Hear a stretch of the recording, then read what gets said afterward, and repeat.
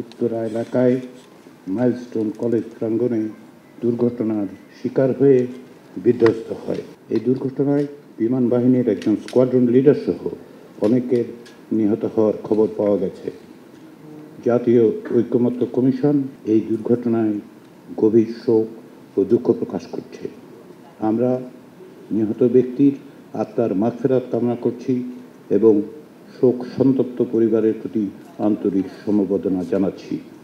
আমরা আহতদের পরিবারের প্রতিও সমবেদনা জানাচ্ছি, তাদের দ্রুত সুস্থতা কামনা করছি এবং আহতদের যথাযথ চিকিৎসার ব্যবস্থা গ্রহণ করার জন্য সংশ্লিষ্ট সকল কর্তৃপক্ষের কাছে আহ্বান জানাই।